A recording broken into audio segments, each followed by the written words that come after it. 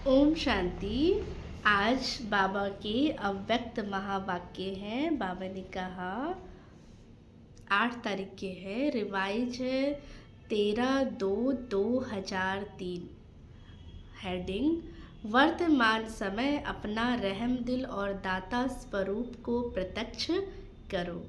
आज वरदाता बाप अपने ज्ञान दाता, शक्ति दाता, गुण दाता, परमात्म संदेश वाहक बच्चों को देख रहे हैं। हर एक बच्चा मास्टर दाता बन आत्माओं को बाप के समीप लाने के लिए दिल से क्या कर रहे हैं? प्रयत्न कर रहे हैं। तो विश्व में अनेक प्रकार की आत्माएं हैं, लेकिन आत्माओं को क्या चाहिए? ज्ञान अमृत चाहिए। अन्य आत्माओं को शक्ति चाहिए, गुण चाहिए। आप बच्चों के पास क्या है? सर्व अखंड खजाने। बाबा कहते जो कभी ख़त्म नहीं हो सकते। हर एक आत्मा की कामनाएं पूर्ण करने वाले हो। तो दिन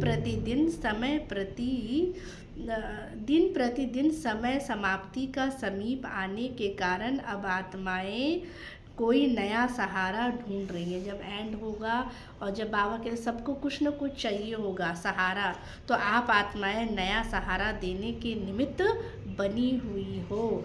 तो बाप दादा बच्चों की उमंग उत्साह को देख रहे हैं। एक तरफ आवश्यकता है, दूसरे तरफ उमंग उत्साह है। आवश्यकता के समय एक बूंद का भी महत्व होता है ना। कोई प्यासा है, अगर उसे एक बूंद अगर पानी मिल जाए तो उसका भी क्या है? महत्व है। तो इस समय आपकी दी हुई अंजलि का संदेश का भी क्या है? महत्व है।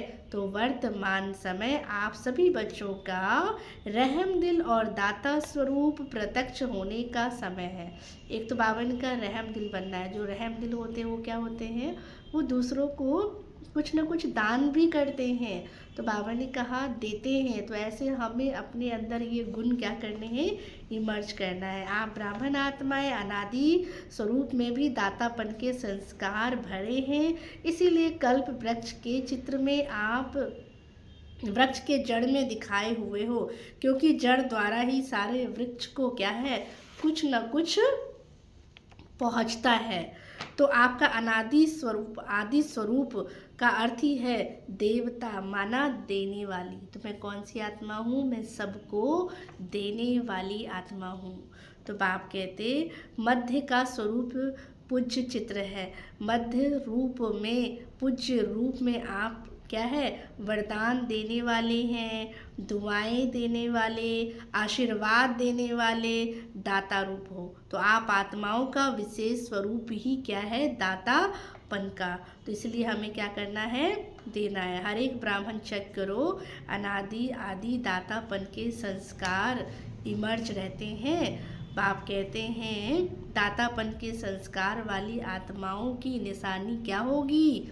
बाबा कहते वो कभी भी ये संकल्प मात्र भी नहीं करते कि कोई हमें देवे, कोई हमें दे। जब हमें देंगे तब हम देंगे। बाबा कहते उनका काम ही क्या रहेगा? सिर्फ देने का।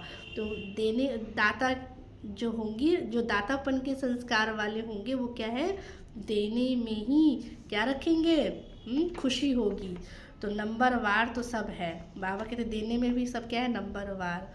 दातापन के संस्कार वाले को सर्व तरफ से क्या मिलता रहेगा? बाबा कहते हैं सहयोग प्राप्त होता रहेगा।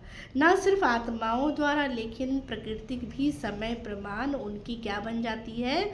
सहयोगी बन जाती है। तो सूक्ष्म हिसाब है कि जो सदा दाता बनता है, पुण्य का फल समय पर सहयोग, समय पर सफलता उस आत्मा को सहज ही क्या होता है? प्राप्त। इसीलिए सदा दातापन के संस्कार को क्या करो? इमर्ज करो। आप सोचो सबको मैं सुख देने वाली आत्मा हूँ, सबको शांति देने वाली आत्मा हूँ, सहयोग देने वाली आत्मा हूँ।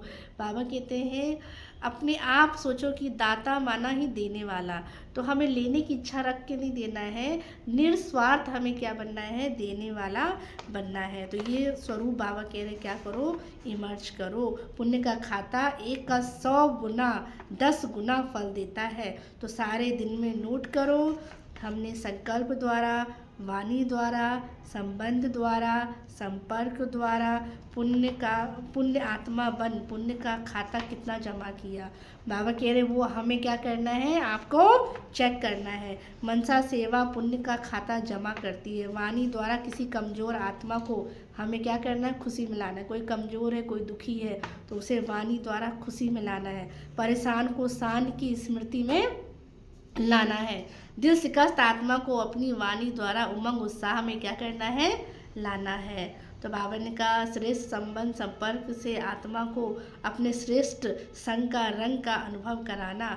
इस विधि से पुण्य का खाता बाप कहते आप जमा कर सकते हो। तो इस जन्म में इतना पुण्य जमा करते हो जो आधा कल्प हम क्या करते हैं, बैठ के पुण्य का फल खाते हैं।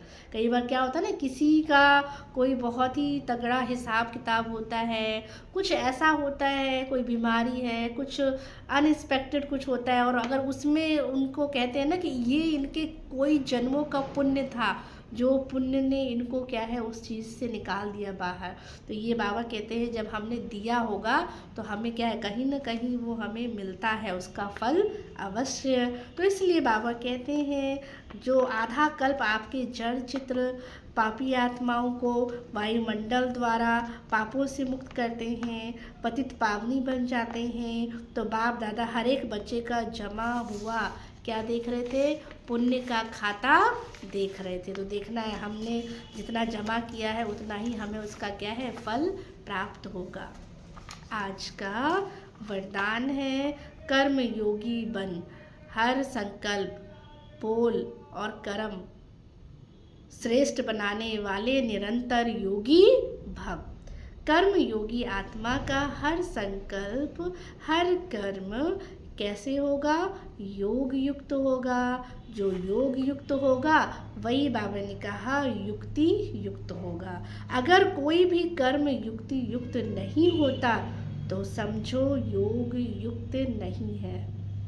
अगर साधारण व व्यर्थ कर्म हो जाता है तो निरंतर योगी नहीं कहेंगे। बाबा कहते हैं ना, अगर कर्मों में बीच बीच में हम अटेंशन दिलाते रहेंगे तो अगर बाबा की याद रहेगी 2-3 सेकंड भी, बाबा कहते 2 मिनट 1 मिनट भी अगर सेल्फ पर, बाबा कहते अपने कर्म पर क्या है, अपने सोच पर बोल पर अगर हम पावरफुल ब्रेक लगाएंगे, कंट्रोलिंग पावर होगी, तो बाबा कहते हैं फिर हम साधारण योगी नहीं होंगे।